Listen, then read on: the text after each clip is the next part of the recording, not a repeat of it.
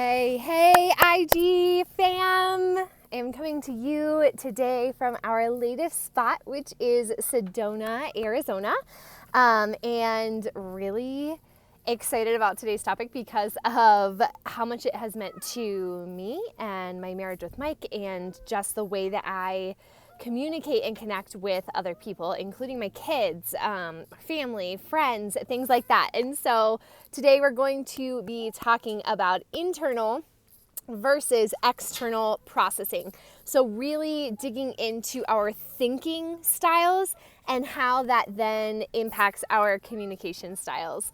So we are going to, I'm going to give you some information about what an internal processor is and what an external processor is, give you some examples, and then talk about what this looks like in communication and even what this looks like in conflict, and some things to be aware of and maybe be proactive about when it comes to communication in your marriage, partnership, relationship, workplace. I mean, this really applies all across many different areas of your life. And so again, today's topic is internal processors versus external processors, and what we do to really dig into better communication and connection, especially for those of us who have different thinking, processing, and then communication styles in our partnership. So this is something that really came to light for Mike and I early in our marriage. And I can't even remember where we first heard this phrasing, this terminology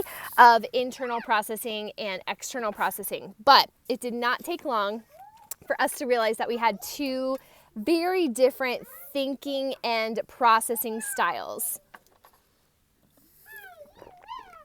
So this is, the ways that we take in information and the ways that we prepare to give back information via communication. And so I'm just going to tell you in this, and you'll hear in my different examples, that I am an external processor. My husband, Mike, is an internal processor. And again, this is something we had to identify, or that we did identify early in our marriage, and we saw the ways that we can lean in and learn with each other, but also the ways that this could make us kind of feel head to head, or feel unseen, or feel misunderstood in a lot of our conversations, or even in areas of conflict. So let's get into what this is. Again, kind of an overview of internal and external processors, and then we will talk a little bit about what they need and how they communicate, and then we will talk a little bit about specifically what it means to be an internal or external processor in conflict, and then lastly I will leave you with a couple of tips for how each person, each communication type can improve or grow so that they can have a stronger communication, connection, and understanding. So thank you guys who are here live. For those of you watching this on IGTV, once that goes up, or if you're watching this on YouTube, wherever you are, feel free to drop a comment. Let me know what you think. Do you think you're an internal processor, or do you think you're an external processor? Is this something you've heard and explored before in your partnerships? And what is something that maybe you need to go to the next level in this area? So first of all, an internal processor. This is the person who maybe thinks 1,000 things and then says 10 of them. This is the thinker. Think and then talk. Internal processors, okay? The external processor says 1,000 things and then really distills down to what 10 things they really mean. This is the talker. So when we're in conversation, the internal person, the internal processor, thinks in order to talk. The external processor talks in order to think. So this is really impacting the way we process and communicate information in our lives.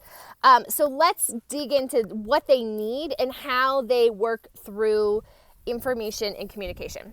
The internal processor may need time to think.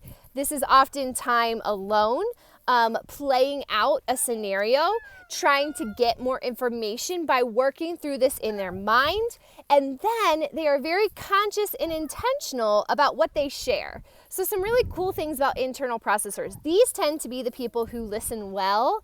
These are the people who have the skills of reflection. Maybe it's through journaling or going for a walk.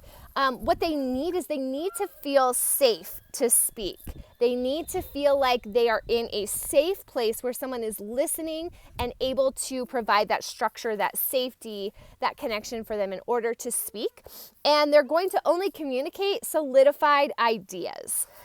So if you think that you might be an internal processor based on that, I'd love to see below just the word internal. It's always interesting to me to see how many people fit these different camps of internal and external. If you're an external processor, then you are the person who works out your solutions as you talk. So you get it out, you start talking, and you're doing that in order to work towards the solution. These are the kind of people that like to run it by others. They're easy to articulate what they're thinking and feeling, and they usually modify. They really get their grounding in what they actually mean as they are speaking, and they'll say what comes to mind. And so as we go through this, you can hear where there can be some discrepancies. There could be some situations where the internal processor needs this time to get away and speak, or get away to think in order to speak. And the external processor wants to be able to speak in order to really clarify their ideas. So let's talk about this in conflict, okay?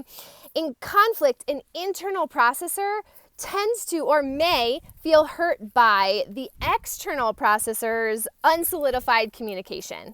They can struggle to move forward because they want to really take the time to take in, process, and articulate something that they've already been working on. And so maybe if you are in a marriage situation and the issue has come up, the internal processor is taking it in. They're spending more time mulling it over and really working through it. And so the external processor may already feel moved past something, and the internal processor is like, but wait, I'm actually ready to address this and dig into this now. So this is an area where we can feel some conflict. The external processor can feel hurt by the internal processor's silence and maybe feel like they're taking time away. Why aren't they engaging this with me? Why don't they want to talk to me? Why can't they figure this out along with me? And they can potentially, a struggle here with the external processors that they can spend time on half-baked ideas. So they might start something because the idea came and they get excited. These are the people who maybe put a lot of pots in the fire sometimes because they don't always fully think through something before they communicate it. It may be in the home where you say, oh, I'd really like to, redecorate or renovate the kitchen. And they start the process, they communicate the process, they communicate their desires before actually fully thinking through it. And so then there can be some frustration and disappointment in that half-baked idea. So let's remember a couple of things here. One, we have different processing and thinking and communication styles, and this is common. And sometimes you're going to be in a relationship where you have the same styles and you really understand what the person needs in order to feel validated and seen and safe to proceed. And sometimes you are in these opposing styles. So I gave you that example that Mike and I are opposing in our styles. He is an internal processor, I'm an external processor. And what we found early on is that me saying, and only processing once I get it out, really, I said a lot of things I didn't mean as I was processing through them. And those things could be hurtful to him because he's like, why would you say it if you don't mean it? And for him, I could get hurt by him not engaging the situation, the scenario, the conversation. I want him to be in it with me, figuring it out right now in real time. And the times that he has needed to take a drive or a walk or just step away in order to process it, I feel unsafe, unstable, like I'm not sure why you need to take time away from me to figure this out. And so these are ways that we can see this happen that may or may not be similar in your scenario.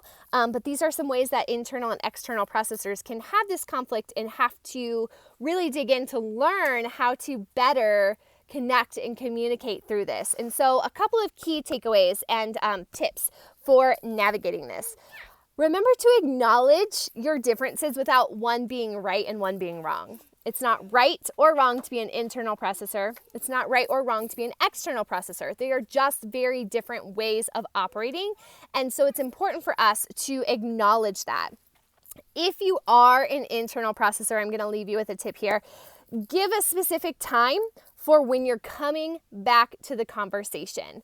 So if you need to take a time away, if you need to take a drive, a walk, whatever, then say something to your partner like, I need to go take time to myself to process this, but in an hour, we can sit down and discuss it. Or, but I'm putting on the calendar this time and place for us to revisit it, so that your partner, the external processor, knows that you're coming back to it, that you are still in the game with them.